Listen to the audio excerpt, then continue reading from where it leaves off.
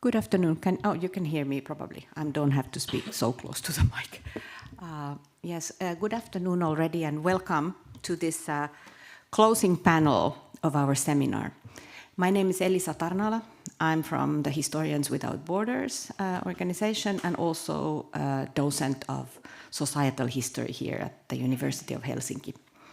And with our distinguished panel today, we've given this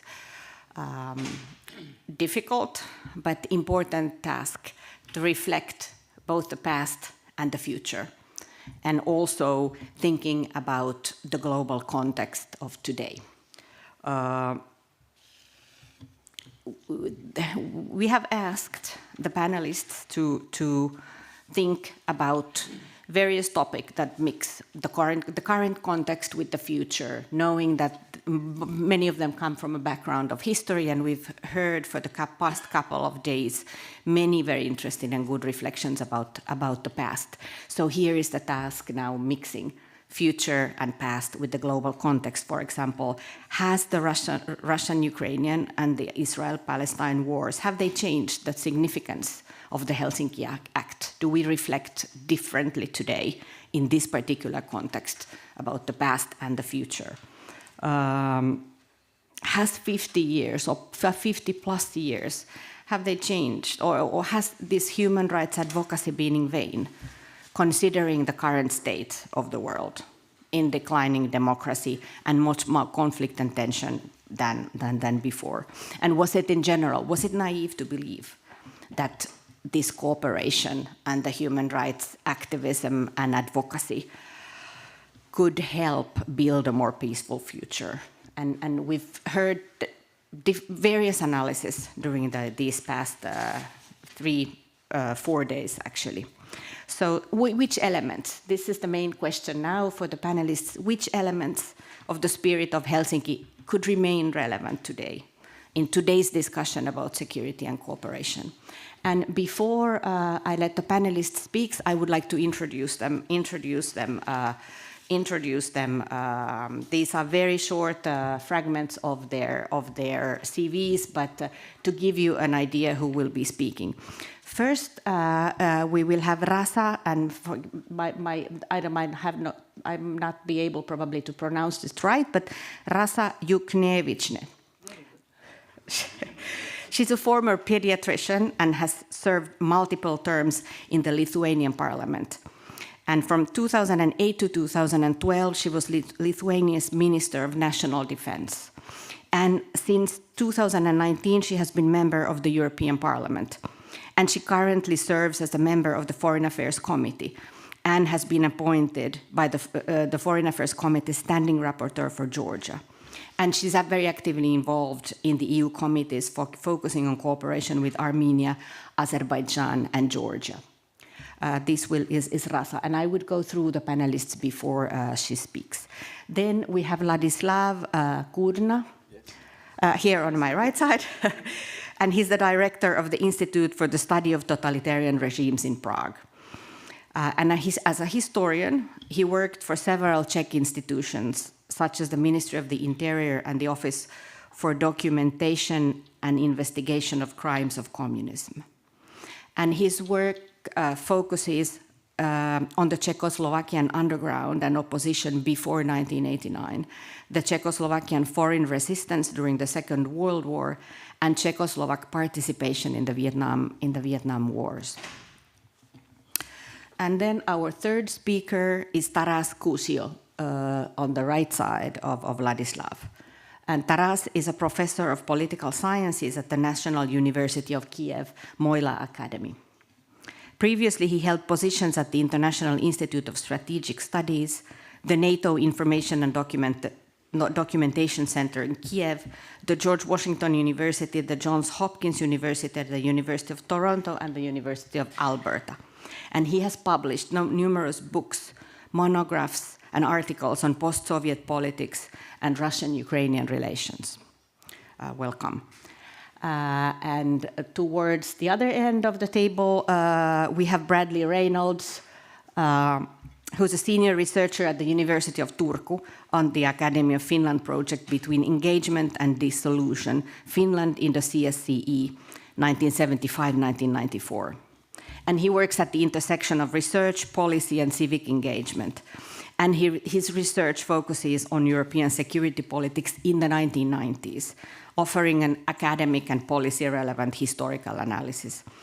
And his academic work has been published in leading international journals, such as European Security, Cold War History, and the Oral History Review. And then on the extreme right side, and I wouldn't say extreme right, but the extreme right side from me, or left from you of the table, is Ernest Wiśkiewicz. And Ernest is the director of Mieroszewski Center, an institution responsible for fostering dialogue between Poles and Eastern European nations. And he's member of the editorial board of AREI, a journal of Central and Eastern European history and politics. And formerly he was the head of International Economy and Energy Security Program. And he has authored numerous studies, reports, and articles on the Russian society, memory politics, EU-Russia relations, energy security, and international relations. So here are our panelists, and I would like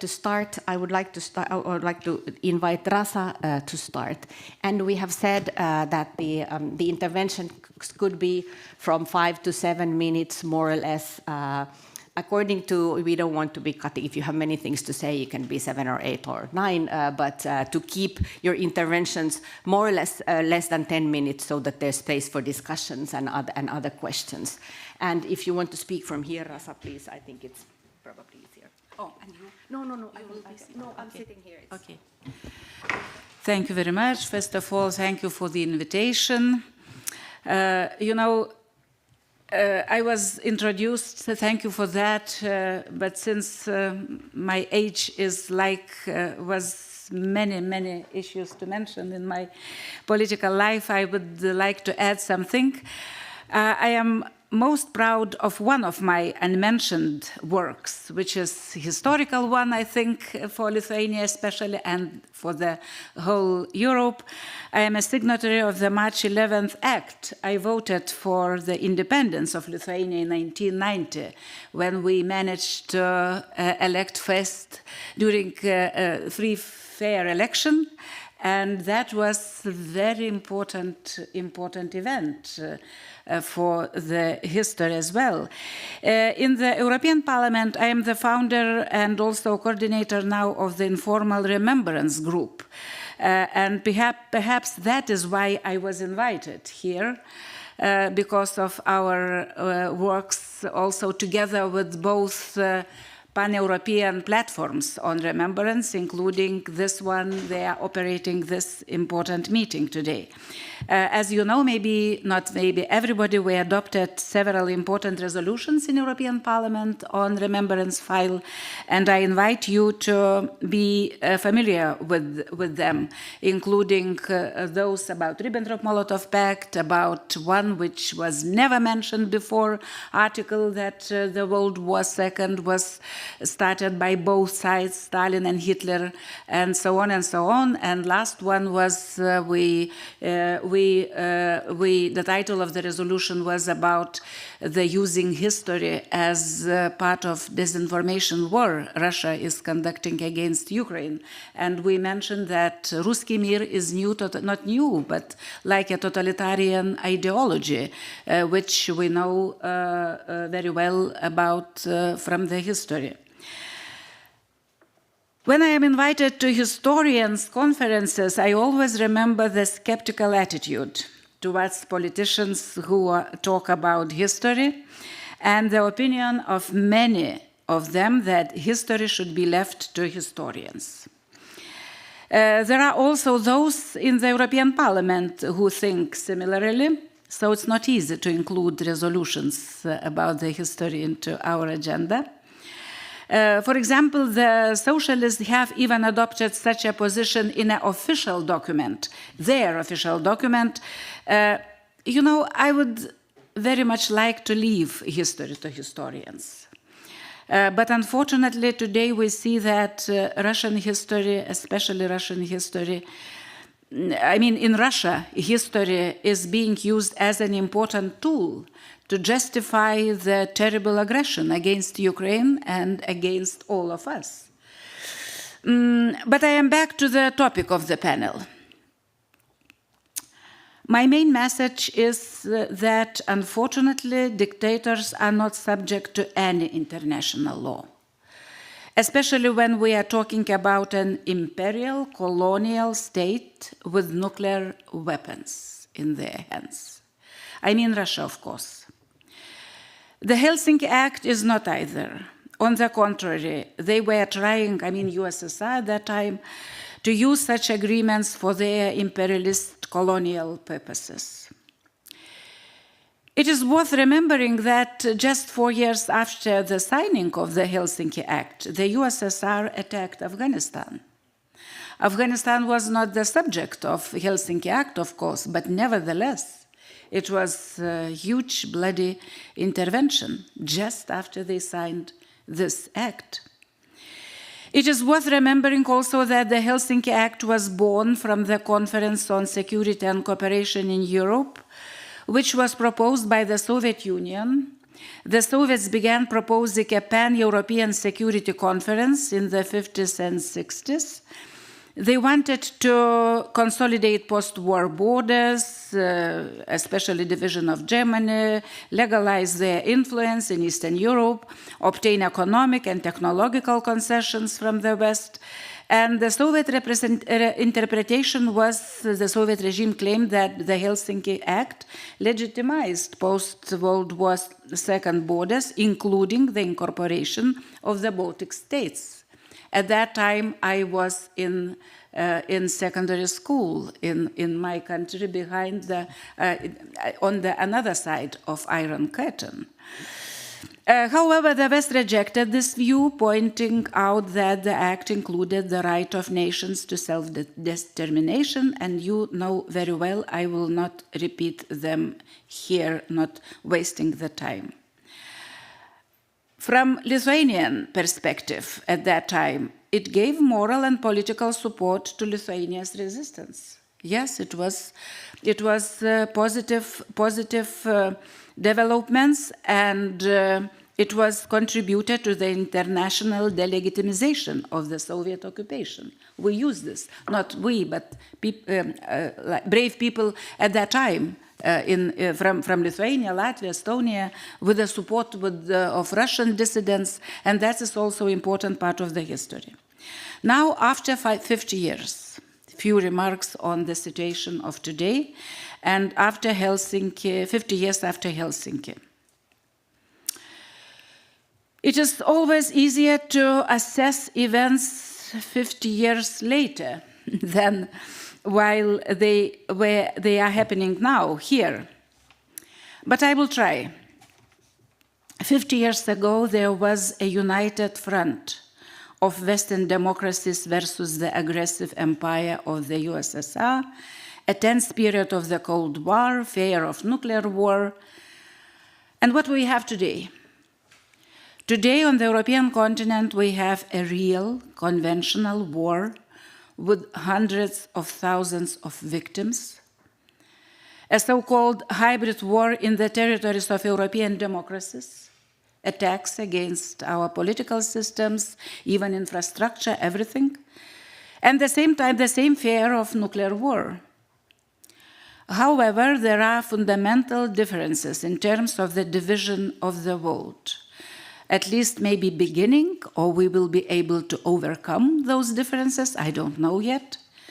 On the one side, we have a coalition of dictatorships, Russia, North Korea, Iran, China, and on the other, unfortunately, but divided unity of democracies. The main and fundamental difference is that the United States is withdrawing from leadership in defending and protecting democracies in the world. This is not mentioned in the title and description of this panel, but it would be wrong not to mention the shocking demands from the US administration, a state that is a signatory to the Helsinki Act, to give up Greenland and join Canada and other messages we are concerned of. It's very much related with our topic and panel today. Many hope that it is temporarily, that the US will return. Maybe, I hope so, very much. But we must prepare for a different world, for a worst-case scenario. And this is where the responsibility of European democracies arises, us Europeans. So today we have more question marks than answers. Some of them, like, will Trump's proposed deal with Russia bring peace to the European continent? It reminds me very much 1938. Those textbooks we know very well about peace deal with Hitler. What happened later? Will it reduce Russia's imperial ambitions? My answer, of course, is no, but we have to convince many others. What is the future of the EU? What is the future of NATO? What should our stance be so that in 50 years, I mean Helsinki since the Helsinki Act, another generation of politicians and historians can be proud of our decisions today? You know, but I stop here. This is the main work of many European leaders today and many politicians, my colleagues in European Parliament. We are dealing with those questions. So it is a topic of a separate conference, and maybe you will have some questions later. Thank you very much.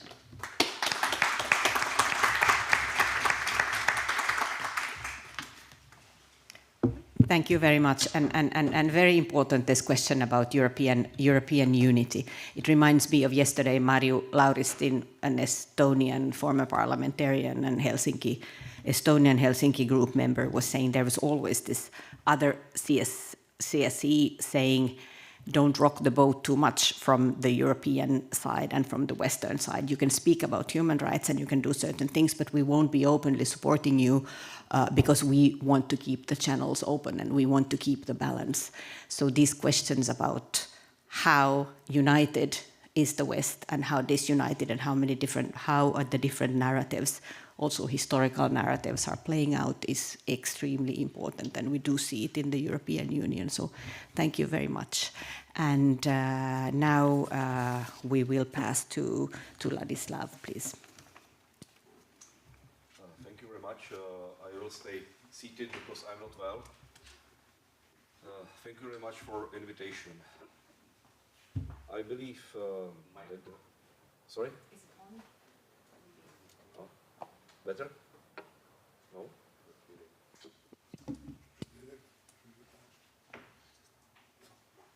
And now? Yeah, better. Okay. Sorry. I will stay seated because I'm not well. Thank you for understanding. And thank you very much for the invitation. I believe that the fight for the human rights is always useful and right. Of course, we are living in the turbulent times, but honestly, it is difficult to find a period in history that would not be difficult or outright cruel. The slaughter of the Great War, or the mass murder during the World War II, or the mass persecution by communist regimes in the Central and Eastern Europe after the end of World War II. I don't think it is naive to think that human rights and international cooperation cannot build a better world.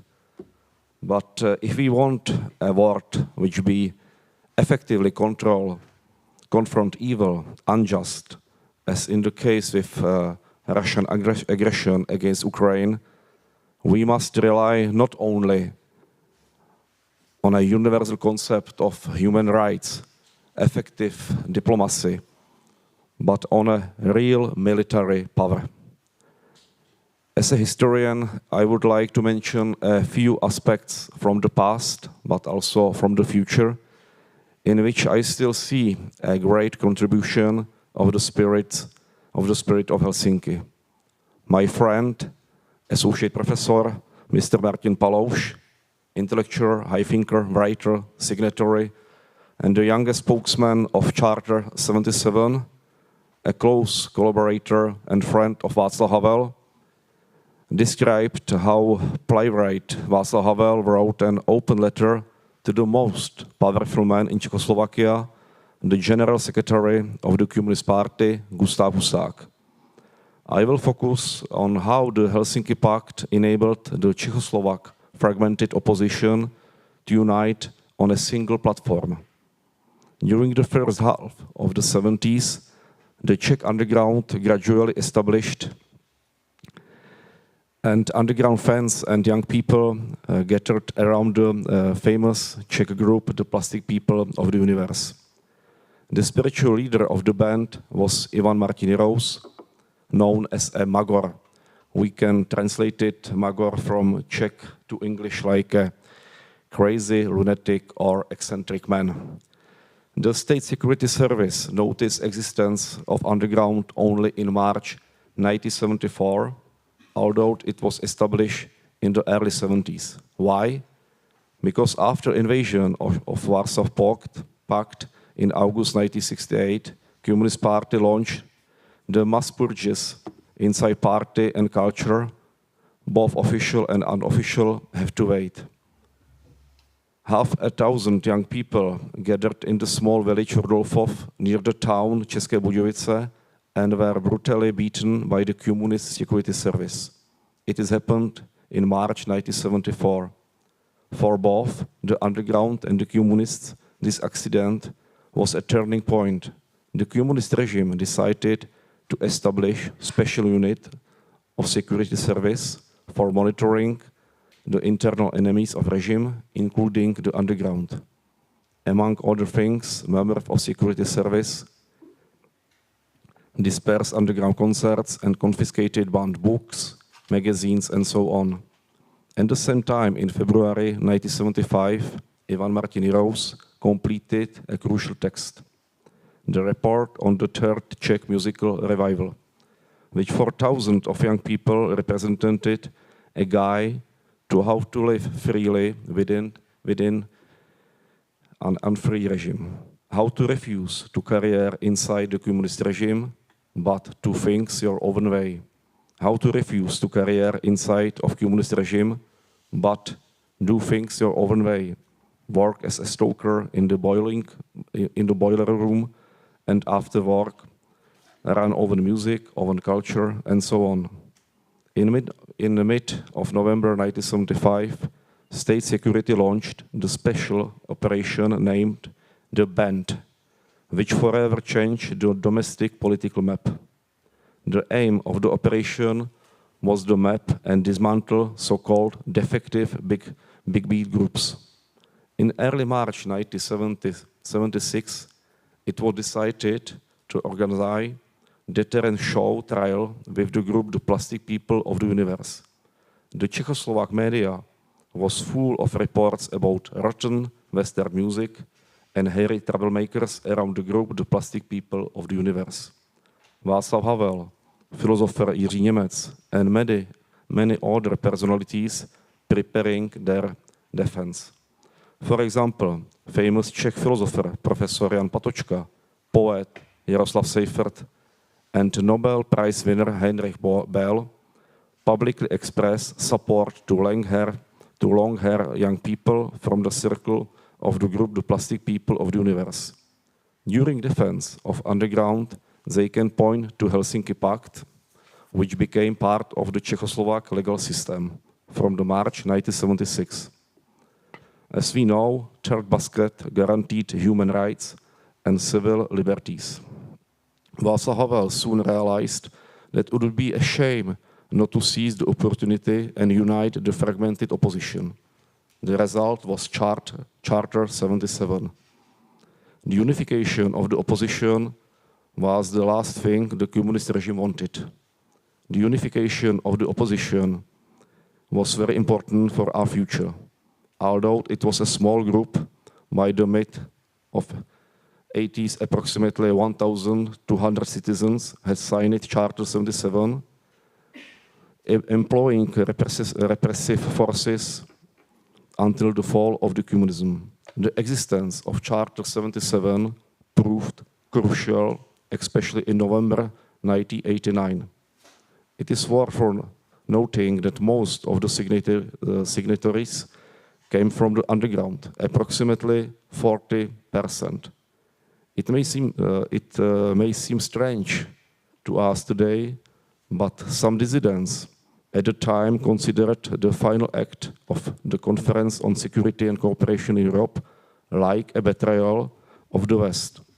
The Soviet Union had never appeared stronger than in the mid-70s, while the United States was dealing with the trauma of the Vietnam War and the aftermath of the Watergate affair. 30 years after the end of the World War II, Moscow finally achieved international recognition of its post-war borders. The Soviets considered their empire unbreakable forever. And the people of Czechoslovakia felt the same way. Thanks God, it wasn't true. Thank you.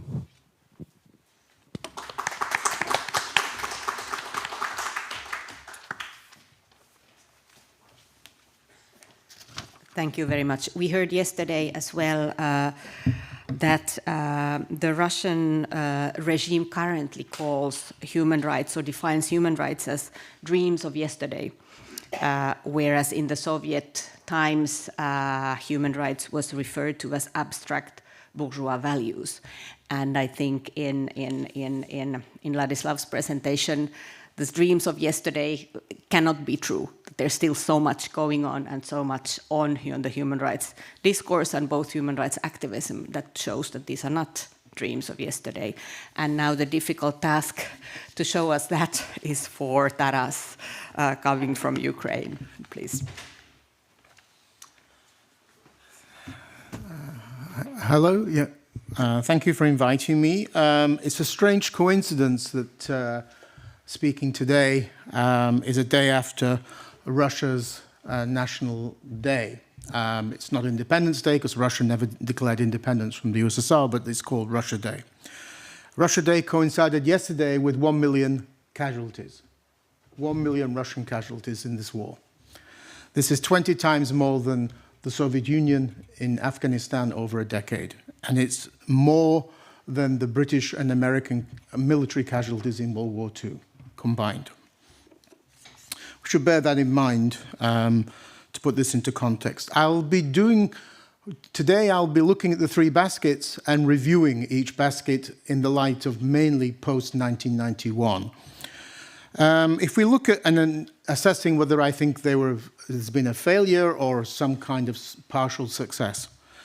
If we look at the first basket, I would say it's been pretty much a complete failure, both from a Western point of view and also, of course, blaming Russia. Why? Well, from the immediate time of the collapse of the Soviet Union, Russia instigated and created conflicts in at least 4 countries, Moldova, Georgia, Azerbaijan. It tried to do it in Ukraine in the 90s and failed, but at least in 3 countries created these so-called frozen conflicts. And de facto created proxy regimes which Russia began to control. The West ignored this. I think another mistake was the independence of Kosovo. This opened up a Pandora's box. Russia continuously refers to Kosovo as, if Kosovo can become independent and self-determined, why not Crimea? Ukraine, of course, does not recognize the independence of Kosovo. But more recently, the West ignored Russia's recognition of the independence of South Ossetia and Abkhazia in Georgia in 2008. We tend to focus a lot on Trump, but this problem is actually deeper. Obama began this, shall we say, trend. A year after the recognition, Obama launched a reset of relations with so-called liberal President Medvedev. And then 2014, the first territorial annexation after World War II. And what really happened? Well, very little. I'll talk about it. More recently, we've already heard about Donald Trump and Canada and Greenland, but what most people have not heard about is Hungary, a member of the EU and NATO, planning to annex Transcarpathia in 2022. Hungary was working, obviously, together with Russia on the assumption that Ukraine would quickly be defeated. This was the assumption throughout the Western world in 2022. And as Ukraine is disintegrating, Western Ukraine, particularly Transcarpathia, is a place that Hungary could move so-called peacekeeping troops into. So this is not only a founding, not only a signature to the Helsinki Agreement, but a member of the EU and NATO. But 2014, President Obama advises Ukrainians not to fight against Russians in Crimea. He ignores the Budapest Memorandum, both Britain and the United States, ignores the security commitments of the US and Britain. Obama vetoes weapons supplies to Ukraine. US Congress wants it, Obama vetoes it. But President Poroshenko is told by Western leaders to forget about Crimea. So although we are stunned by Donald Trump talking about legally recognizing Crimea as Russian, this problem began under Obama. It's not just a Trump problem. And in some ways, Trump is actually more honest than Obama here. But the worst thing about 2014, which is, of course, everybody forgets, the first Russian invasion, is that Europe continued business as usual after it. Germany continued to build Nord Stream 2. Most European countries continued to do business, and the sanctions were, I'm sorry to say, a joke in 2014. And they were only implemented after MH17 was shot from the sky and 300 people were killed. Donald Trump implemented sanctions against Nord Stream 2.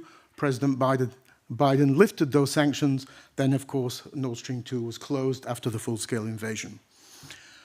Connected to this basket one, shall we say, territorial integrity, sovereignty, is the question of Europe. What is Europe? Which, of course, that word figures in the CSCE and OSCE. I would argue, I would like to give a bit of my own memory. I was an exchange student in late communist Poland. And in the kitchen on the corridor would mingle East, West Germans, people from the Soviet Union, and people from Britain like myself. When I mentioned the word West to people from the Soviet Union, they said to me, the West for us is Poland. I understood from then onwards, and this was clearly seen to this very day, that there were always two iron curtains, not one. And the second iron curtain was between the Soviet Union and Central Eastern Europe. And that has continued in the mindsets of Europeans. Because what happened after 1991 was Europe, in inverted commas, moved from Western Europe to incorporate Central Eastern Europe and the Baltic states. But it stopped at the border of the former Soviet Union. Ukraine, Georgia were outside of Europe. And you can see this by the fact it took the EU over 3 decades to recognize Ukraine as a European country. Ukraine only became a candidate member for EU membership after the full-scale invasion. So why did it take 3 decades? And then we'll see how long this takes. I'm still wondering. On NATO, the situation is even worse. The West, including the US here, the West has de facto given Russia a veto over Ukrainian and Georgian memberships in 2008. Of course, they will never admit this. Of course they won't. We've had 17 years of annual NATO summit declarations which say Ukraine will be a future member of NATO. Until this month. In the NATO Congress later this month in The Hague, this will be the first time Ukraine will not be mentioned as a future member. Thank you, Donald Trump. So what does this mean if you're a Ukrainian? That you were lied to for 17 years? Russia acted on this. But now you're told, no, you should actually forget about that. Worse still, the newly elected Polish president is against Ukrainian EU and NATO membership. So we have a new potential Orban on the scene in Poland. Historians will write about this and say, leaving Ukraine in the grey zone of offering NATO membership but never really planning to implement it was a disastrous policy. It would have been better to say to the Ukrainians, we can't let you in, instead of lying to them, to their faces. This is also strange because NATO should be begging Ukraine to join. Why? Well, first of all, it spends the most in Europe of any country on defense. You know, most European countries are going to have a problem, except maybe Poland and Estonia, I think Lithuania, to reach 5%. Ukraine already does it. Ukraine is the only country in Europe with battle-experienced army, with experience fighting Russia. Together with Israel, Ukraine is these two countries are the most innovative armies in the world. What Israel did yesterday in Iran is very similar to what Ukraine did a week ago inside Russia. Europe would lose, without the US and without Ukraine, Europe would lose a war with Russia. Without the US and with Ukraine, Europe would win a war with Russia. The second basket, economics and trade, I won't talk about them very much, but I think this is pretty much a failure because the liberal mythology surrounding the use of economics and trade, particularly in Germany, to engineer democratic change has obviously been a complete failure. And we've seen this with German-Russian policy in particular. We now have an anti-Western axis fighting inside Ukraine, or in Russia against Ukraine, of Russia, China, North Korea, and Iran. With China benefiting from globalization and no sign of any democratization from that globalization. The third basket, human rights. I think here there's more success, some not success, but more success, because, of course, a large group of the 27 post-communist states have become democratic. At least half of the former Soviet republics have become democratic. 3 Baltic states, Ukraine, Moldova, Armenia, Georgia until recently, but now is sliding. But you have a major problem. The OSCE has a member which is a fascist state, and that's Russia. You don't believe me? Well, you'll have to buy my edited book that comes out in August. We have 10 authors, many Polish authors as well, where we describe Russia as a fascist state from different angles. A lot of academics are reluctant to describe Russia in such a way, but I think there's now simply I would see no problem in doing it. There's been a problem, I think, an unwillingness to see Russia for what it is for a long period of time. Russian leaders only saw themselves as part of the so-called common European home, Gorbachev's phrase, for only 8 years. Between 1988, when Gorbachev said it under his foreign minister Shevardnadze, until 1995, when it was foreign minister Kozyrev. 8 years. The rest of the time, either the Soviet Union or Russia has said, no, we're not part of Europe. But we've not wanted to accept that. Russia moving or evolving towards a fascist state and a military aggressive state, imperialist state, has been happening since 2012, since Putin returned to the presidency, after the musical chairs with Medvedev. And yet, after 2014, Germany and France somehow tried to sort of look at Putin's Russia as a kind of a normal country. You could sign documents with them, agreements with them, and Putin would stick to these agreements. If you don't have the rule of law inside your country, why are you going to abide by documents you sign? Obviously, you are not. So let's stop pretending that Russia will do that. But we still have the question mark in Europe. What is European? It used to be, I'm used to talk about Western strategy, but we no longer bring the US in here. What is the strategy towards this war? Is it a forever war that Europe fights to the last Ukrainian? Or is it that we want Russia's military defeat? Because I think the question is still out there. Some European leaders say we want Russia's military defeat, but not everybody. Ukrainians will not accept a forever war. They want the war over as soon as possible. Now, linked organizations to human rights, I think you could bring in the International Criminal Court, because I think there's probably the Spirit of Helsinki in that, or human rights in that as well, created in 1998. I think these kinds of international organizations have failed in this war, alongside, of course, the United Nations, International Red Cross, and such like. The Ukrainian Prosecutor's Office has collected 160,000 war crimes in Ukraine. Should I repeat that figure? 160,000.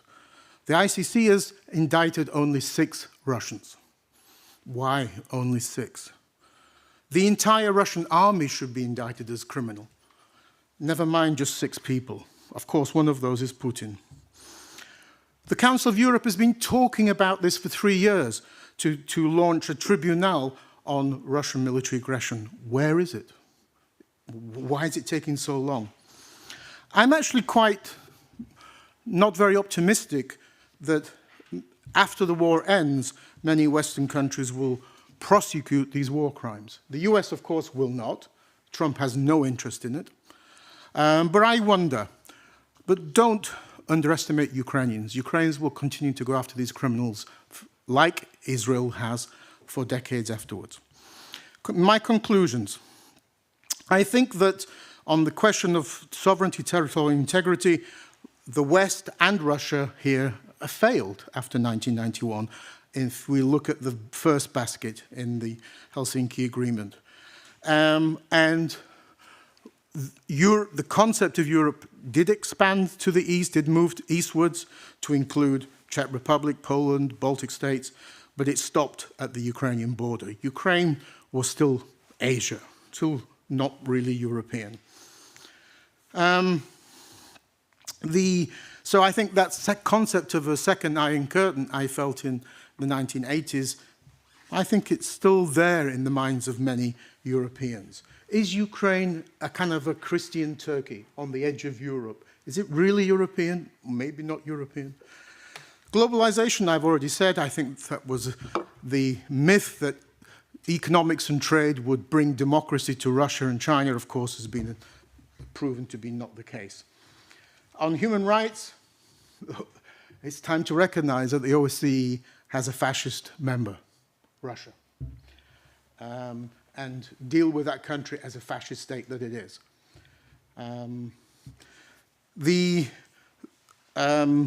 I think we need to have the West needs to have a strategy what to do about this war, and that strategy should be Russia's military defeat. If Ukraine is defeated and Russia is victorious, forget about Helsinki values. Forget about the international order that we've seen since 1991, that many countries, Czech Republic, Poland, and others, have benefited from. Good luck on relying on the US. I think if you're a security strategist in Lithuania, Estonia, Poland, or elsewhere now, you can't rely on the US anymore. If you can't rely on the US anymore, Ukraine is happy to be your ally.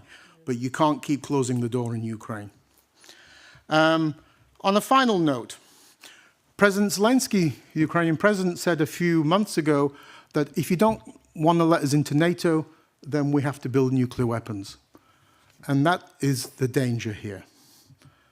because this is an existential war for Ukraine. Russia is seeking genocide. It's seeking the destruction of the Ukrainian state, destruction of Ukrainian identity.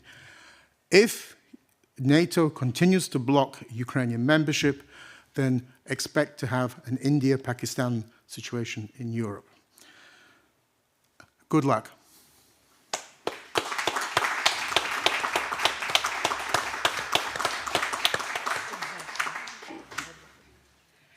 Thank you, Taras, for this important reminder that nobody here has, of course, forgotten, but this important reminder on how, on what is the context currently in Ukraine and how that influences all of our countries.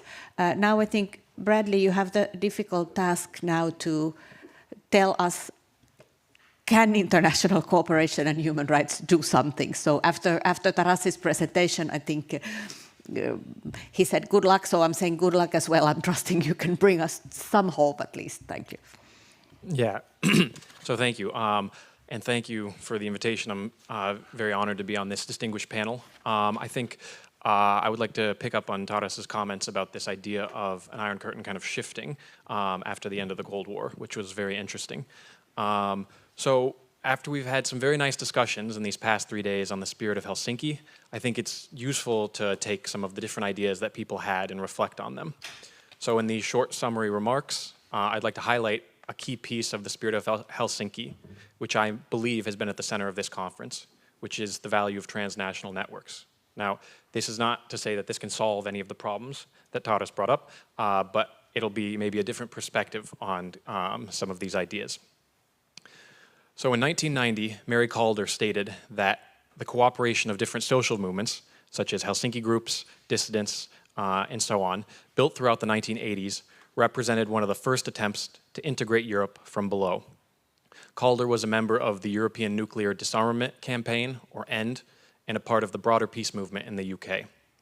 I think the idea of transnational networks as a piece of European integration is important to reflect on for a few reasons. First, the transnational networks that were built in the late Cold War brought together a diverse set of political actors, ranging from leftist peace activists to Reaganite dissidents, as well as environmentalists and feminist groups. The connecting issues for all of these was a common language of human rights, which Samuel Moyn has argued developed in the decades after World War II. We have heard much about these connections over the past 3 days, but what we have heard less of is how these groups also gave solidarity and support for debates in Western European societies and North America. The NAACP, for example, loosely utilized the Final Act in continuing their work on civil rights in the US. Helsinki Watch was also founded in the US. The Finnish Committee on European Security, a pseudo-Finnish Helsinki group, published citizens' pamphlets emphasizing the value of the Final Act for Finnish civil society. And most significantly, it supported the burgeoning peace and environmental movements in Western Europe. So in general, it supported civic discourse in many societies from Vancouver to Vladivostok.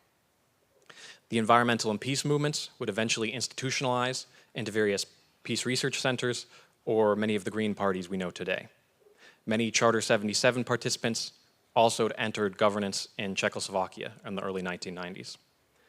The social movements that purportedly led to the end of the Cold War slowly dissipated or institutionalized in the early 1990s. While many Helsinki groups remained, their focus has shifted. Today, we talk a lot about networks and the need for networks as a solution to the crisis of democracy or the need for solidarity. We all here understand the value of networks. ENRS is a very important network, where our common language is history, memory, and commemoration. But the Spirit of Helsinki was different. It was independent social movements, dissident groups, and individuals reading the Final Act and realizing it was an opportunity to act and highlight the hypocrisy of their leaders, East and West. This is what Yuri Dinsbier, Charter 77 participant and former foreign minister of Czechoslovakia, called the hidden possibility of the Final Act. This hidden possibility was the inspiration that came from individuals themselves, but was indirectly supported by diplomats.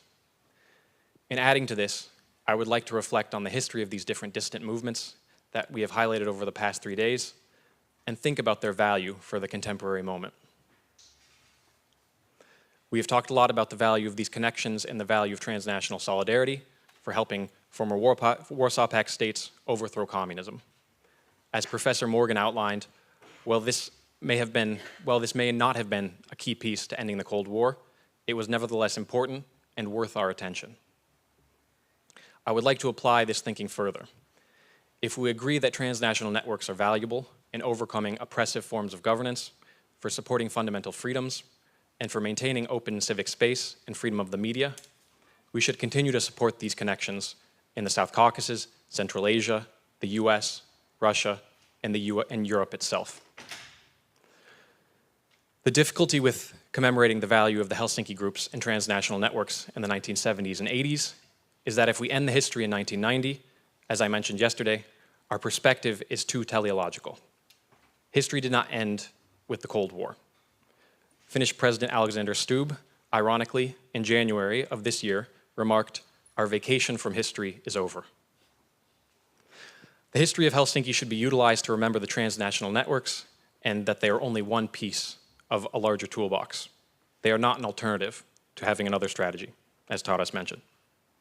Deterrence and material support for Ukraine is fundamental, but this should not exclude us from supporting networks of activists in Central Asia and the South Caucasus, as well as Russia. These are all societies that have individuals that strive for greater freedom, that want transnational connections and solidarity. As we heard from Anya Mir yesterday, Central Asian countries may not have memories or histories of Helsinki groups. However, I would argue that this does not mean that there are not groups searching for support and fighting for open societies. At Historians Without Borders, I have worked with the Helsinki 50+ reflection process, with the Civic Solidarity Platform, which is an organization over 100 civil society organizations from Vancouver to Vladivostok. This project brings together civil society actors to discuss OSCE issues and prepare for the future. Many former Helsinki groups are involved, but also new organizations, such as us at Historians Without Borders. I work with, for example, organizations in Kyrgyzstan that are extremely active and have committed to cooperation, and they have commented that our collective work has opened new opportunities with the Kyrgyz government, which they previously did not have. If we value the history of support in supporting those behind the Iron Curtain during the Cold War, logically, it would be a moral injustice to leave societies in a similar position today to the whims of Russian and Chinese influence. For example, the networks with Ukrainian civil society that have now been built up through solidarity and support has been argued to be a critical piece of building Ukraine's European future. The question of cooperation with Russian activists is a difficult one. We must strongly oppose the Russian illegal war of aggression against Ukraine and support our Ukrainian colleagues however we can. With regard to Russia, we also heard from Michael Zhanatovsky that you cannot help someone who does not want to help themselves. I agree with this. But there are many Russians that want to change their country. We work with Russian activists and they tell us about small kitchen discussions that have reappeared in Russia in their daily work. Moreover, we work extensively with Ukrainian civil society organizations, and they say that our joint seminars are one of the only places left they meet with Russian civil society colleagues. Both our Russian and Ukrainian colleagues say that this is of immense value, as networks are much easier to destroy than they are to build. Vladimir Kara-Murza, a Russian journalist who spent over a year in Russian prison before being released, argued that, quote, "A Europe whole and free and at peace will only be possible with a peaceful and democratic Russia as part of it. And this is a roadmap we need to start preparing today," end quote. While this can be debated, I just want to remind us that there are Russian activists who continue to fight for a better Russia. Kara-Murza, for example, was awarded the Václav Havel Human Rights Prize in 2022. The last 20 years of ENRS has shown that addressing history culture in Europe is a difficult and ongoing task. But we nonetheless agree that it is worth pursuing as a tool for building and maintaining peaceful neighborly relations. History is a central piece of Russia's internal and external policy strategy, as we have heard from Rasa. Today, it needs to be countered by historians and others, addressing the false narratives that the Kremlin uses for foreign policy purposes. At some point, history culture will need to be addressed in Russia. Deterrence is a foundation for short-term policy, but it will not solve the problem, the longer-term problem, of living next to Russia. At some point, Russian society will need to engage in some type of reconciliation of its own history politics, or what the Germans might call Vergangenheitsverbildung, if it is to be cooperative with Europe. This should be a condition for any post-Ukrainian settlement. While this might be a grand proposal, the Spirit of Helsinki for me was about longer-term thinking and creativity. Who imagined in 1975 that in 15 years, Germany would be reunified? Who imagined in 1975 that in roughly 25 years, former Warsaw Pact states would be EU members? Therefore, I would like to end with this. These are longer-term processes we are thinking about. As historians, we understand that these processes are slow. If we don't think about the future in a similar way, we will be doomed to short-term solutions and consistently trying to reinvent the wheel. The Spirit of Helsinki will not itself solve any of the problems we see in the world today, but it can help us think about what needs to be done to create more resilient, peaceful societies. This may not be a linear process, but it is still worth working towards. As we have heard over the last 3 days, the Helsinki Spirit is a process. I myself see value in supporting this process, in supporting those who work for a more just and peaceful world, whoever they may be. Thank you.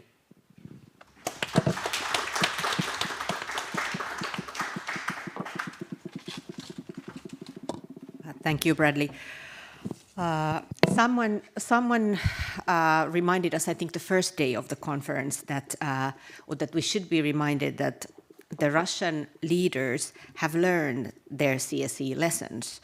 They don't want the civil society cooperation. That's something that in 1975 might not have seemed so dangerous.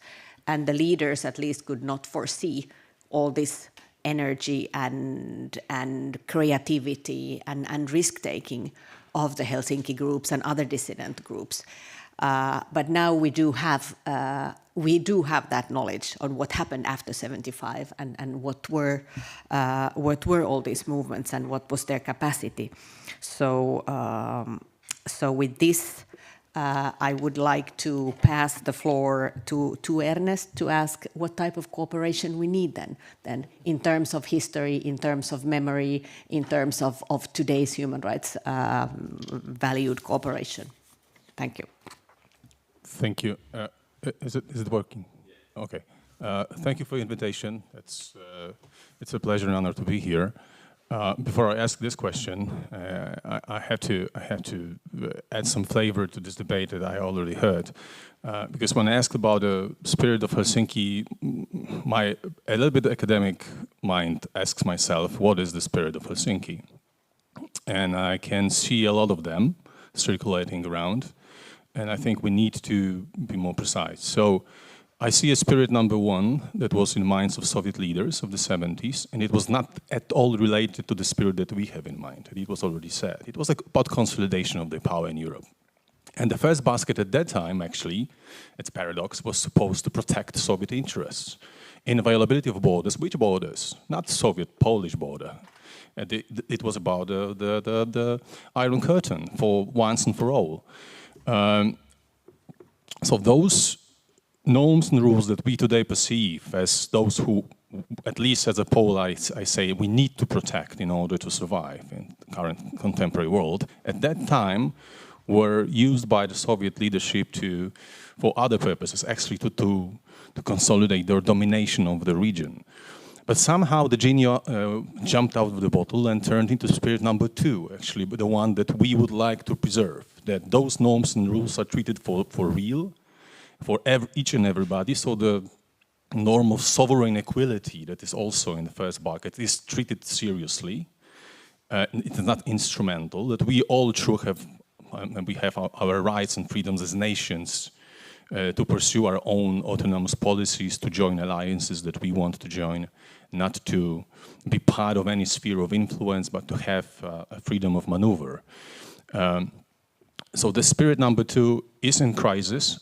I wouldn't go that far as Taras that this is a complete failure. But definitely it is under siege, it is under crisis, because of that one of the parties, a significant one, decided to dismantle the whole system. And does whatever it can do to make us believe that it's just that it was, it has been, it is, and it will be just a facade. That there is nothing else, just the power meets the other power, might make right. And this is the world actually that Russia, but not only Russia, would like us to believe that it is the true and real international reality. Why it is not a complete failure? Because it is still, the fight is going on. Ukraine is the battlefield. There are some other battlefields in the world, but Ukraine, from Polish perspective, from European perspective, is the focal point. It should be. Because the battle over the spirit of Helsinki, I personally would like to preserve, is there. But Putin also has his spirit of Helsinki in his mind. If you look into a Russian ultimatum of December 21, that was supposed to push NATO back to 1997, but when you look at this fake Istanbul negotiations that are being sold by some in academia as a true effort to find peace in 22, also is a sort of a sign that no, Ukraine is ours. Ukraine has a right to exist only under Russian boot. This is also sort of a spirit of a fake spirit of Helsinki, the spirit of Helsinki #1 of Soviet times, to use it for instrumental reasons to again draw the lines on the map, so as not to be trespassed by others, to have control over whatever they in Kremlin see as a legacy of Russian or Tsarist or Soviet Empire. This is, in a sense, also rooted in the Spirit of Helsinki debate, because it takes this instrumental approach of Soviet leadership and applies it to the current circumstances. So this is the situation that we have been in. There was a lot of important things said when it comes to the fact that defense and deterrence are now the true names of the game. So if we want to defend the spirit of Helsinki as we see it, then it requires support for Ukraine, it requires defeat of Russia. It requires standing up to what we have been seeing. Otherwise, we are doomed to fail, and that's obvious for me. But it is not that until it is pronounced that.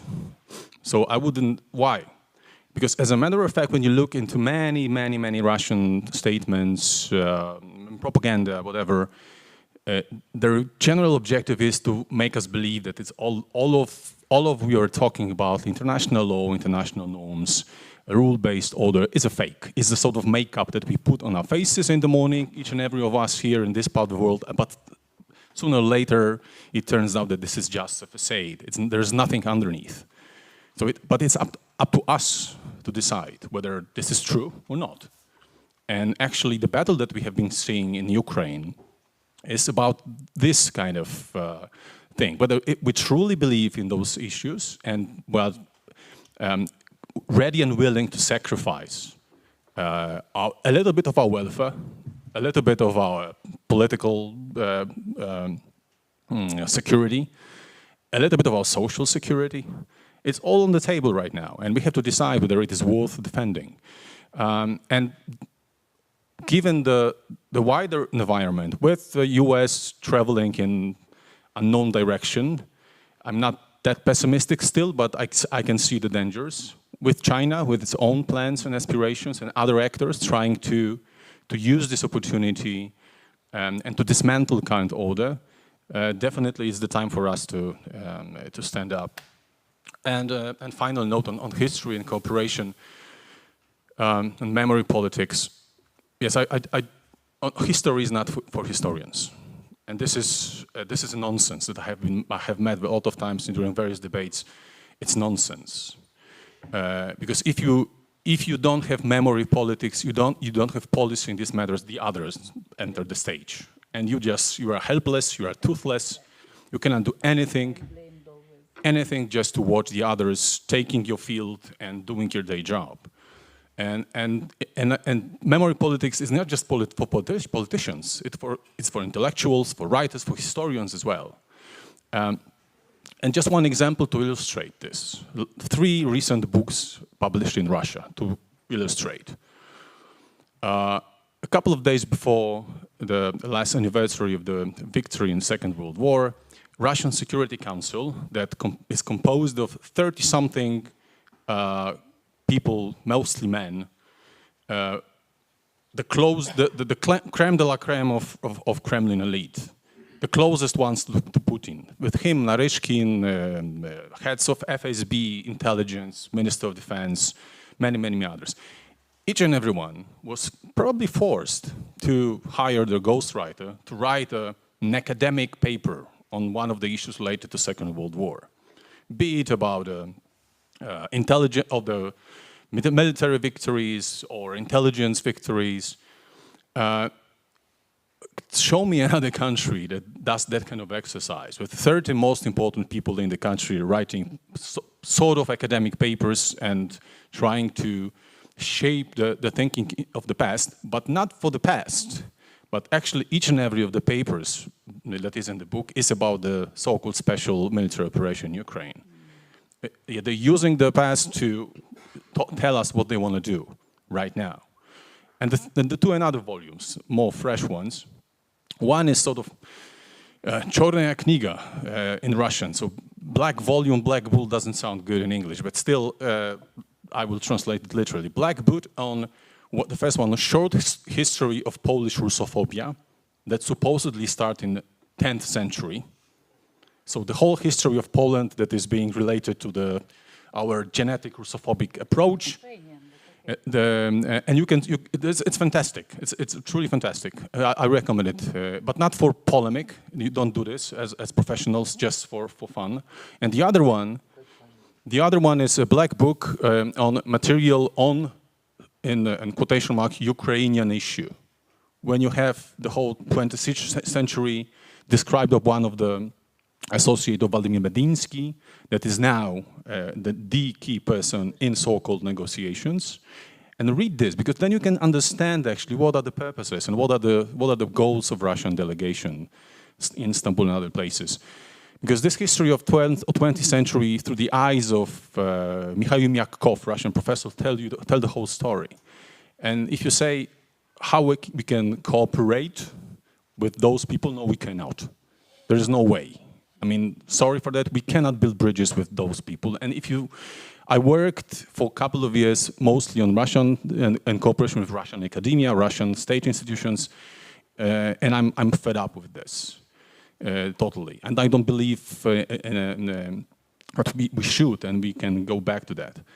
But we need to be aware that for them, this is one of the key issues, not just to develop, to consolidate their power within Russia, but also to project it on the others. And they're using this, the last point, they're using this feeling that I always had in the West, that, well, those people from Central Eastern Europe, they're obsessed with history, they just speaking about this all the time. It matters. It truly matters, and you can see it on this political domain how Russia uses it to impose its will and power. Thank you.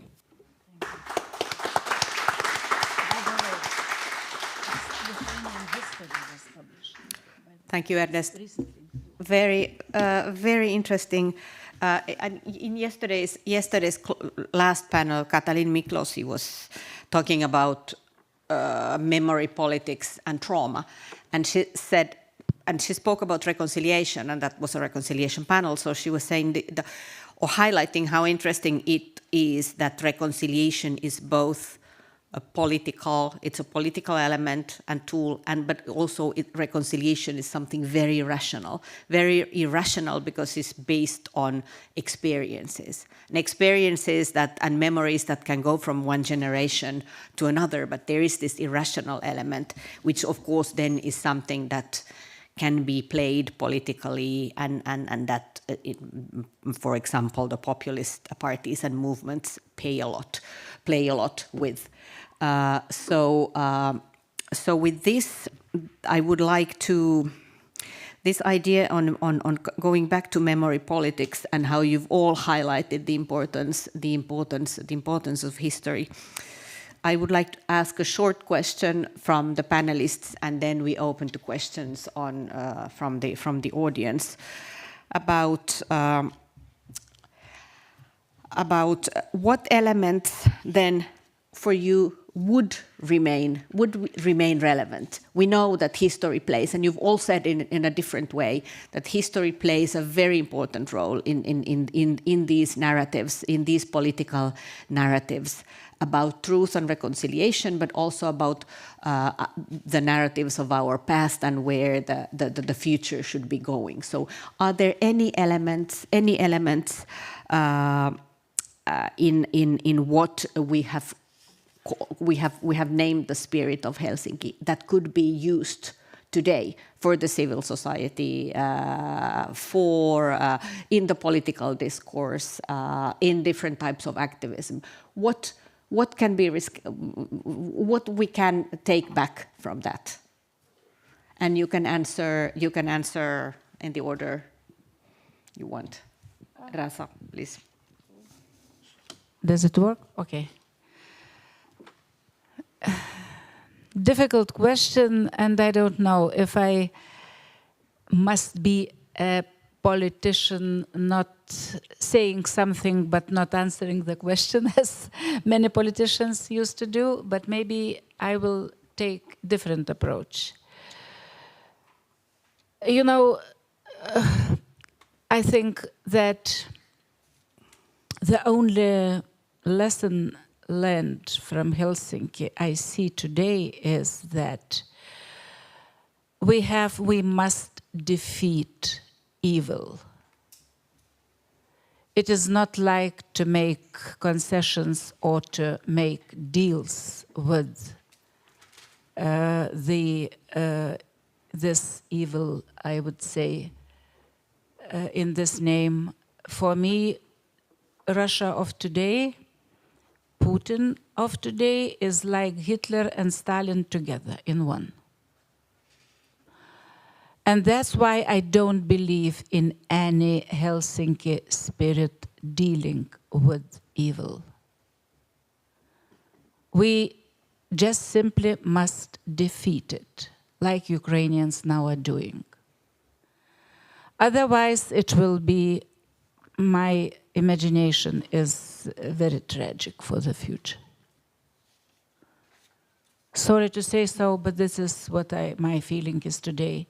Being as politician, not having much responsibilities as people in Washington, D.C. or highest levels, but despite that, my feeling is like this. We are in a really existential period of our generation, and the responsibility for the future is higher than maybe we imagine of today. So it's no deals, any Helsinki acts with evil. Thank you. And very important to hear this, of course, the politician's perspective and the decision maker's perspective here. And I think what I more meant perhaps as well was, is there anything in the Spirit of Helsinki that we can do from the side of the civil society, side of the movements, organizations, activists, historians? But regardless, I think Rasa's point is very important. There is this other level as well that talks about really the acts and the Helsinki process as it was at the highest political level. But who else wants to contribute? Okay. Vladislav, please. So for me, it is a hope, and I hope in a better future for a new generation, for our children. And I strongly believe that in this day, nowadays, nobody of politicians, I hope, don't believe in a policy of appeasement, because policy of appeasement is the road to the hell, and we see what's happened on Ukraine. It's a horrible story, and we have to realize that the survival of our civilization, European civilizations, depend not only on NATO, but last but not least, an independent and strong Ukraine. And who of us believed 3 years ago that Ukraine survived more than 3 weeks? And we, people of Czechoslovakia, we have a bad experiences not only with Russia always and of course with Germany. And I think that you know about the Munich Agreement 1939, and it was catastrophic for our nation. Not only catastrophic. I think it was the main catastrophic from the Munich Agreement was immorality and breakbone. And I hope that in these days we realize that Ukraine, without a strong Ukraine, without an independent Ukraine, we cannot chance. And I hope that the people, not in only the European Union, and I hope in some breaking point in the United States, because I would like to mention again, without NATO, we have no chance. Thank you. Wants to continue? Taras. It should be on. Quite a few different things came up. But yes, you could easily write a book or make a strong argument that history is the main driver of Putin or the Kremlin's, Russia's war against Ukraine. Very easy to do this. And you see this during negotiations, so-called peace negotiations in spring of 2022, and now directed by the Trump team. Russia continuously raises the question, and this is Russia's phrase, we need to deal with the roots of the war. One of those roots, they claim, is NATO enlargement, that they were allegedly, of course it's not true, they were allegedly promised there would be no NATO enlargement. But the most important thing is that what this refers to is that Ukraine has no right to be Ukrainian. Because in the spring 2022 draft peace agreement that Russia proposed, and remember that the head of the Russian delegation is Medinsky, who's the head of the Russian Historical Society. This is how history is front and center. Medinsky helped Putin write his long Mein Kampf essay in July 2021. In this so-called draft peace agreement, which has been revived by Russia this year, there are 3 pages of Ukrainian legislation on language, culture, education, religion, and memory politics that Russia demands be annulled. This tells you that why history is important. The problem, though, is that when the Russian team say to the Trump team about the roots of the war, the Trump team go, huh? Are you talking about root beer? Because they have zero understanding of what Russia is talking about. And not only that they don't understand the history of this part of the world, Trump brags about not reading books. I mean, yesterday he said that 55 million people died in Russia in World War II, and Putin was fighting. Putin was born in the 1950s. And I've tried to publish articles about this question of the roots of the war in American publications like Foreign Affairs, Foreign Policy. They're not interested. It's too deep. We in the West are living in 21st century postmodern world. Russia is living in the 19th century. And I think for many in the West, they just can't get their heads around where Russia is. On the Russian, just going back to your question, the Russian opposition, I would, you're very optimistic, and it's good that there are people who are romantic and optimistic. Where is this Russian opposition? Do you ever see it? I'll give you an example. In the Cold War, the Ukrainian diaspora in Western Europe, or then Europe, the biggest one was in Britain, where I grew up. It was 30,000. Every weekend, either on their own, Ukrainians, or together with Lithuanians, Latvians, Poles, we would be outside the Soviet embassy protesting. Hunger strikes, protests, big demonstrations, literally every weekend. Today, there are 150,000 Russians in England. You never see them. They never protest. So the first thing I would say to Mr. Kara-Murza and others is, it's about time you became less passive. Why are you so passive? Where are you? And you can't, a lot of Russian oppositionists and civil society activists say, well, we can't do anything in Russia, it's too repressive. Yes, it is very repressive. But you're living now, since when nearly 1 million fled at the end of 2022, democratic Armenia, semi-democratic Georgia, Turkey, Western Europe, they've all moved to democratic countries. Why are they still not active in those democratic countries? It makes Ukrainians very suspicious about these Russians, that they are not really anti-Putin, they just didn't want to die in the war. That's the main reason. They don't really care. And then you add to this some Russian civil society activists and Russian academics in the West who write on Russia try to argue this is not Russia's war, this is Putin's war. Because it's a way of evading responsibility. This is not true.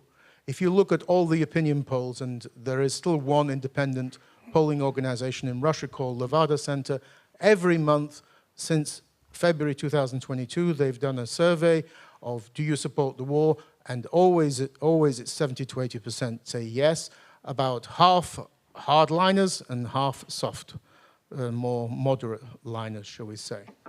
On the question of history, yes, one of the reasons that Russia invaded was because after the Euromaidan revolution in 2014, Ukraine's decommunization, the kind of things that took place in the Baltic states, Czech Republic, Poland, earlier, began to happen in Ukraine. And that decommunization and changes of history, for example, changing from celebrating 9th of May to 8th of May, from 1939 to 45, not 1941 to 45, began after 2014. Russia hated that because it means that Ukraine is diverging even more from Russia. On that, Taras, I would like to give the floor to the others. I'm so sorry, so that there's time for the audience as well to ask questions from you. But Ernest, please. Okay, just very shortly. Authoritarian regimes, and especially Russia, weaponize everything right now. So we used to think about energy mostly, and the new things are migration, but also information and cybersphere and AI possibly in months or years to come. They also weaponize past, weaponize present, weaponize future, and just send it back to us and ask us to deal with it. Why do they do that? Because it is cheap. It is very, very cheap. Read recent papers by Russian journalists from the Insider about GRU actions throughout the whole Europe, 26 states. Starting from, of course, the same unit doing Skripal attempted murder, so chemical agents being used to kill people. But the same group also supervising the graffiti writings in European cities to influence, to have an impact on youngsters, in the cities about some issues related to some local elections, whatever else, because it is cheap. And somehow, when we are too much focused on kinetic weapons, we forget that we do have instruments, resources to face it, and that's the problem, that we do not do it. They used all those new areas of social media to have a direct impact on our societies. How many of you have TikTok accounts trying to pass your knowledge about history, about sociology, whatever you do in your life professionally? How many of you use TikTok account, are not ashamed of it, but use it in a professional way to attract the audience? Can you raise your hands? I know it's Chinese. It has back doors. I don't use it on my own phone as well. But I have a few young historians in Poland who actually try to infiltrate this space on their own with the short videos, short messages to their followers about history in a specific way to address the mindset of young people of today. We may lament on how people do not read, how they... Okay, let it be. But this is who they are. And if you want to approach them, you have to adapt. You have to find another ways to attract the attention. If we don't do this, there are many others who will joyfully enter the stage and made their minds on and Chinese, Russians, whoever else, with a little bit of money, because you don't have to have a lot of money for that. So these are the questions, little questions that I can just throw to the academic community throughout Europe. I think that in the universities we should teach people how to use these new methods to have an impact on public opinion. Not just academic papers, not just academic conferences. They are very good still, but we have to think more broadly, because this is the way how we can actually answer on the ground to the very offensive and aggressive actions of Russia and others. Yeah, thanks. I think this point on technology is very good. I would like to end on that. First, on the history of Ukraine and the roots of the conflict, I think Sergei Plokhoy, a leading scholar on Ukraine, has written a book on this, The Russia-Ukrainian War and the Return of History. I don't want to discount your experiences, Taras, but in my experience, working with both Ukrainian and Russian communities, very many Russians have supported Ukrainian protests. They have used Ukrainian flags, and they have constantly said, Slava Ukraina. The question I have is, what do we gain by creating an image of an entire people? So that's just the point there. I'm not trying to say we need to cooperate with the Russian state or that all Russians are like this, but I think I'm just asking for a bit more complexity in this discussion.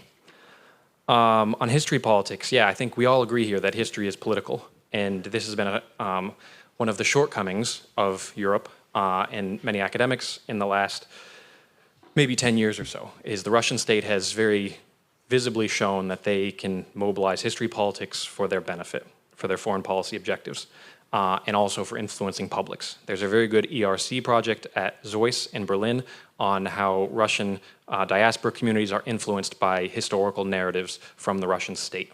And I think that's the big question now, is what is the reception of these historical narratives among communities? And how does the Russian state try and mobilize them with history? We have a good book at Historians Without Borders called The Use and Abuse of History. If you're interested, let me know. This is many historians talking about exactly these issues. And I think that there is a need for the combination and the cooperation of history and politicians, because history inherently is a tool to help you imagine different futures. I think Philip Zelikow, a former US diplomat and historian, has said that the past should not be used as lessons, but it should be used to create creativity in policymaking for imagining new futures. And I think this is also a very prominent tradition at the Belfer Center in Harvard in terms of applied history, where they have taken in decision makers and taught them about history and how to use history in decision making and the value of this. And I think that this is a good way forward, as Ernest highlighted, the use of technology, the influence of publics, and what we can all do more to kind of use history in supporting resilient societies. The point from a historian's perspective was that we should maintain some credibility standards, and I think that there have been a historical foundation of these in academia, but they can be discussed and improved, especially on the presentation of history and how it is consumed by publics. So again, that's something we should improve on. And diplomats have consistently told us that it's our fault, historians' fault, that Russia has such impact with its foreign policy narratives of history. So we need to have a whole of society approach and mobilize many voices in addressing this issue. Thank you. Can I add something, one sentence? okay if it's one sentence, and then we can pass to the question. Just few moments, because it's very good brainstorming for me as well. Listening to you, thank you very much for this history for historians, saying and giving very good message on that. Look, on the roots of the war and on this history for historians, I think, yes, it is a problem that Putin and Kremlin and this country is using history as a tool. But on the other side, when we have politicians without any historical background, without knowing history, nobody is responding in a clear way. Look what happened in Washington, D.C. and everywhere. I don't think that current administration, people there know very well the history. That's why there is no answer. So we have to talk about this, and I'm thinking maybe about special seminar or special conference in the European Parliament with the title about the history for historians and how much politician must have to know this. Because the answer is very clear about the roots of this war. The roots of this war are in imperialistic colonial background of Russian Federation, of Russia. And this is also related with opposition, I mean so-called opposition, and everybody, because we don't say in a very clear way where are those roots of this war. So thank you for that, and I will think about the further events in the European Parliament.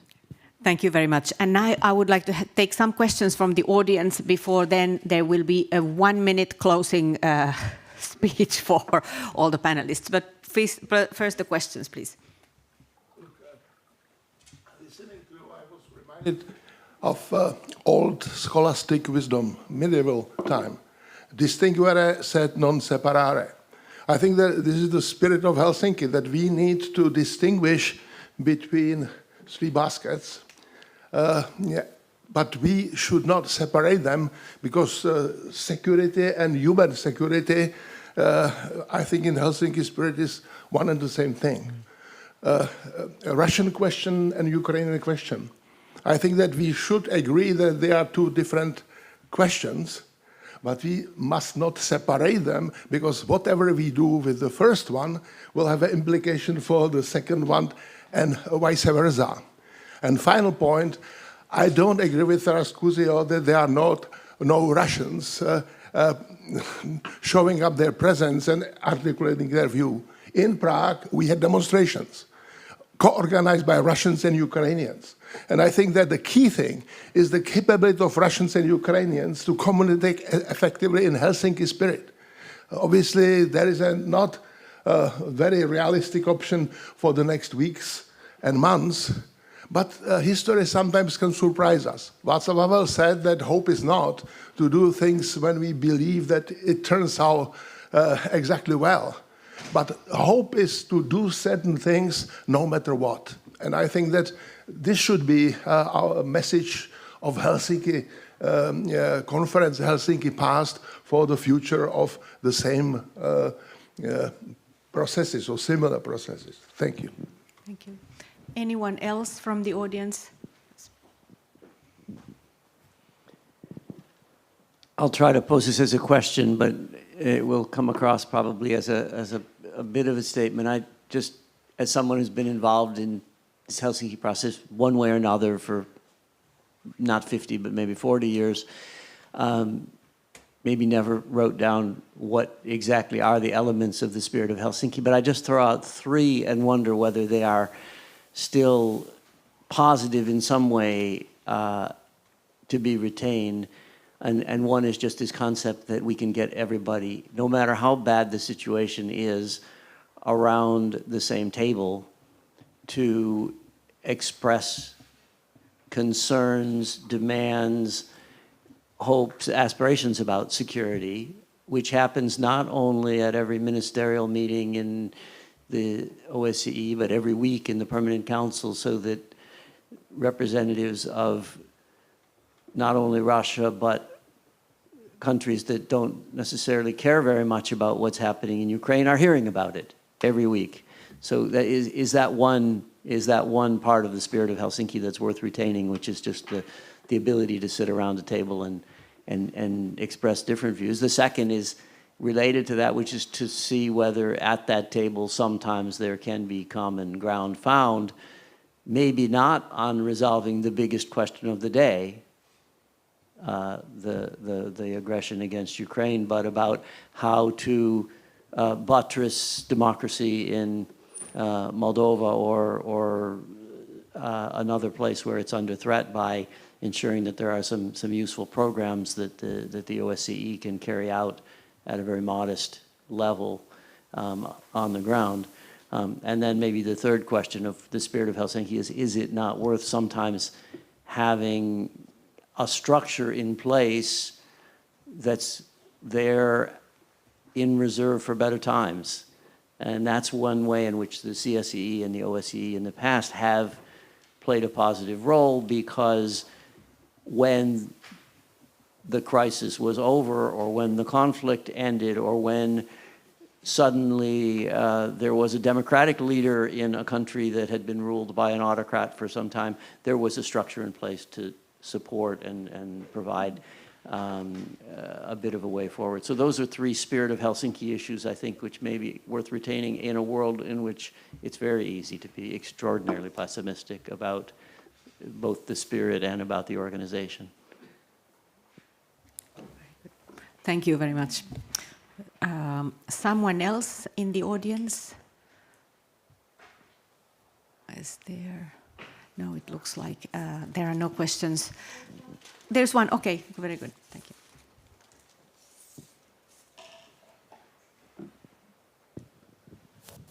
you. Thank you for giving fantastic speeches. I have a question. I'd like to ask what impact of or inspiration can the Helsinki Final Act bring to some current potential conflicts, such as the North Korea and South Korea conflict and the Chinese mainland Taiwan conflict? Thank you. Thank you. Yes, in the concept of the panel, we talk about global conflicts and other conflicts, but this has been, yes, quite centered in Europe. Does any one of the panelists want to answer this question, because it's an important one? Bradley, so yeah. Just picking up on Doug's point, thank you. Yeah, I think this is a valuable point, and it should be reiterated that when we talk about the Spirit of Helsinki, it oftentimes is associated with the OSCE, but as former Finnish President Niinistö used it, it doesn't always have to be associated with the OSCE. And so this is, again, the question that Ernest brought up is, what do we mean when we talk about the Spirit of Helsinki? Specifically talking about the OSCE as an institution, I think this is a larger discussion about thinking about the OSCE as one piece, one tool. It's not the solution, it's just there. And the more options you have, the more opportunities you have to create policies at different points in time. So having policy options is very important, in my opinion. And I think the OSCE offers that at a relatively low cost. And it also retains the opportunity in the future for there to be discussion, because this is a larger question of diplomacy. Is what some 2 years ago, we had the discussion of kicking Russia out of all international institutions, which was important for many institutions, such as the Council of Europe. But there's the question of the OSCE might retain its added value there because it retains the opportunity. At some point, you will have to reopen diplomatic relations with Russia. And if you're looking for a strategy for how to obtain some type of reconciliation and for Russia to engage in that, there will be that point of discussion. So I think that's of value for a discussion. On global conflicts, yeah, this is a big point, and it's been attempted before to kind of use the CSE process as a template, especially by Finnish researchers for other conflicts in other communities, such as the Persian Gulf, etc. I think the point here is we should maybe think about the Holocaust memory template, how this has become a template for many regions to try and create a collective memory for integration, and how that has gone positively and in some senses negatively. I think at another conference I was at, you had museums in Africa who were trying to base their Rwanda genocide museums off of Holocaust museums, and how that kind of presupposed a certain narrative. And so it may be useful to inspire some ideas in other regions, but at the same time, it might also bring up some of the similar problems that we see specifically today that we've been talking about in that format. So. Yes, thank you. I think it hasn't been there for a couple of years now, but there were academic papers and conferences also about the OSCE for the Middle East, for example. It was an idea at some point. We started a bit late, so we have a couple of minutes. Can I just answer this one as well? Okay. Yeah, I don't know why we should think the OSCE is an organization that has a good track record on resolving conflicts. It's failed in trying to resolve any conflict it was involved in the former Soviet Union. Failed in every single place. Moldova, and in particular, I know I've done a lot of work on the South Caucasus. In the Armenia-Azerbaijan case, it was a complete failure, the Minsk OSCE group. And this is why Azerbaijan had to, in the end, gave up on it and launched a military attack on to take back territory that Armenia was occupying for nearly 2 decades. The problem that you had in these kinds of OSCE groups, like in the one for the South Caucasus, was that you had chairs who were in charge of the big powers. So in the case of South Caucasus, it was Russia, US, and France. The US went AWOL under Obama, never really showed up. Russia was always biased towards Armenia, and so was France. You know, and yet it was Armenia that was occupying 20% of Azerbaijan. So in the case of Moldova, we still have a frozen conflict, Transnistria. OSCE has not resolved it. So I'm sorry to say that the OSCE doesn't have a good track record. And if you talk to people in those countries, they will not have a positive view of the OSCE. Back to the China question, the anti-Western axis of Russia, China, North Korea, Iran is at war. They feel themselves that they are at war with the West. I'm sorry, Taras, but we need to close the event soon. So is there any one of you? I think Ernest and Ladislav has not. Do you want to say in 1 minute your final words? I know it's a little bit short, but it's already past 2 o'clock. So, yes, so just 1 minute, just to follow up to what Taras said. The track record of OSCE in a special monitoring mission in Donbass is a disaster. I'm sorry to say. And this feeling that we need to have just a table set up for future is a nice one, but we need to have actors actually willing and ready and willing to negotiate and be there in good faith. And we have not good experience with Russia for a while. So it's good to have that potential for the future, but I think it's better to focus on the results that we want to achieve and not just the tool that we might somehow in some place at some time use to do that. About Russian opposition, my main accusation to them is they are selfish. They are focused on themselves. They don't offer anything about future Russia. They are too eager to speak about Ukraine and not about their own. I'm asking them, what is your vision of future Russia? But not sort of the beautiful Russia of the future. Tell me how you want to shape your society, how you want to influence people indoctrinated right now by the authorities in elementary schools, in high schools, universities. Tell me how you want to do that. What is your outreach? And my own experience is that they stop doing that. They think about cultivating the networks in the West, sitting there here as white Russians after the revolution, Bolshevik Revolution, and wait 100 years for time to come, maybe for their grandchildren to take power in Russia. And this is my major problem with them. And the last point about the history, just a recent, and the importance of history and our job, actually, all of us.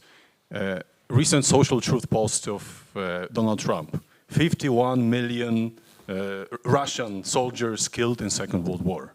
51 Russians. So. Putin was fighting that. So it tells a lot, I mean, when it comes to the importance of history. Thank you. Thank you, Ladislav.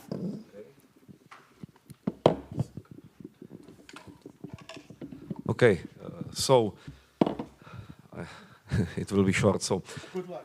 history is history. We heard that history is a tool, and it's abusing by a totalitarian regime. So I believe we have to. I mean, historians submitted a new generation, non-distortion essence of the totalitarian regimes. I think it is necessary. Thank you. Thank you. So now it's Bradley. You have 30 seconds so that we finish at 2:10, as we started a bit late. And just to say shortly, to remind everyone that the OSCE doesn't have a budget. When it had a budget, it was somewhere around 100 million euros, which is relatively minor. And for the amount of money that was actually put into it, I think there's a long list of small successes it had. I mean, election observation, it's the golden standard for election observation from Vancouver to Vladivostok. It developed small arms and light weapons policy that was very fundamental in Yugoslavia after the Yugoslav wars. It was very fundamental for implementing the Dayton Peace Accords and the democratic aspects, which NATO could not implement. And for many Central Asian states, it's the only link that exists to Europe. So, yeah. Well, okay, but this is really, it's 4:09, so you have your minute. Okay, so very good point on strategy on Russia. Yes, opposition and they don't have strategy on Russia, but ask the question if we in the West, we have strategy on Russia. And that is the main problem, because then those powerful countries, they are afraid to help Ukraine to defeat this regime, because they are afraid to defeat Putin's regime, because they don't have strategy for the future. And many think that Russia will remain always the same. It means that we will be back to business as usual. So this is also our problem, not only Russian opposition problem. And I will be back the same as I mentioned in the very beginning. My main message is that, unfortunately, dictators are not subject to any international law. That's why all those institutions, including OSCE, and others, are used by dictators as their tool for fulfilling their demands. So, thank you very much for everything. It was interesting to listen to you and to know you. Thank you very much, and let's give an applause to our panelists.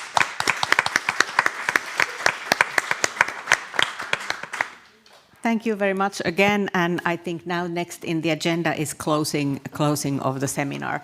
I think we did fairly well. 10 minutes late. I think this is a panel of 5 persons, so it was quite challenging since the beginning. But this was very interesting and also informative in many ways. Thank you. Thank you very much to all of you. Thank you very much to be with us until the end of the symposium. A few last words before we start the lunch. This is already the tradition that at the end of each symposium we tell you, we inform you, and we invite you to the next one. And the next year's symposium will be in a place which is represented here by Michael Kaim, who will set a few closing remarks and will be inform you about the place. He's from Bratislava. Maybe it is a sign. Thank you. So, I will close this event. I have few remarks. I am the last thing which stands between this moment and the lunch. So I will be quick, don't worry. We have met for 4 days. There were been around 250 participants. We have had, or I counted 34 speakers, about. We have had 8 panels, 4 workshops, 20 turbo presentations. So it was very dense content. I will share how was it for me. So it was about inspiring. It was about learning, sharing, networking. That's a very important aspect. It was also about raising awareness, but it was also challenging. For me, sitting and basically listening for 4 days, it's a challenge because I need to move and I'm kind of proactive person. So I will just comment, this was the time of the speaking, and now we go home to our organizations or families. Now is the time to act. Okay? We have learned, we have shared, we are inspired. Now we Now we need to perform. Yes, I would like to ask colleagues from Historians Without Borders to stand up if you are here. Anyone?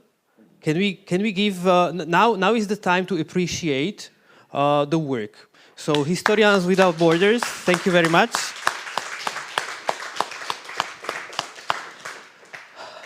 Do we have colleagues from University of Helsinki here? Yeah, okay.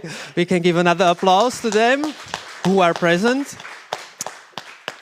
And of course, we need to thank the INRS for all the effort, the job, the amount of time and resources which were put into the symposium. So do we have Maria Naimska here? Can you stand up? She's not here. Oh no. Yeah, she has a job. She's the one responsible and in charge of the symposium. So this is Maria Naimska. Thank you very much. And I would like to ask all other INRS staff, please, can you stand up so we know we can recognize you?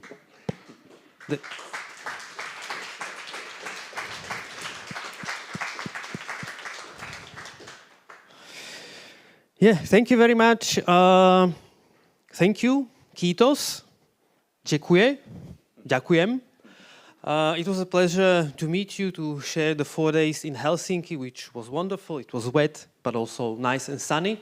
Next year, basically on the same time, in a very similar structure, we will meet in a very similar size city, which is Bratislava, the capital of Slovakia, where I come from and where we work. So we are delighted to invite you to the 14th edition of Remembrance Symposium, which will be taken place in Bratislava in mid-June 2026. And where the partner of INRS will be Ústav Pamäti národa, so Institute for National Remembrance of Slovakia. Ladies and gentlemen, thank you very much for being with us. Thank you very much for coming here, for sharing with us your thoughts, your comments, your questions. And we invite you to the last lunch of this symposium. Thank you very much once more. And may I have the very last comment? There were two questions on the. This was really like last words. There were two questions on the screen during the panel, like what is left after 50 years, and I was thinking about it, and I realized like one of the outcomes or like the seeds of Helsinki from 1975, and then a good example is the INRS, the network of 6 countries which are cooperating and moving us forward. So, thank you. Thank you.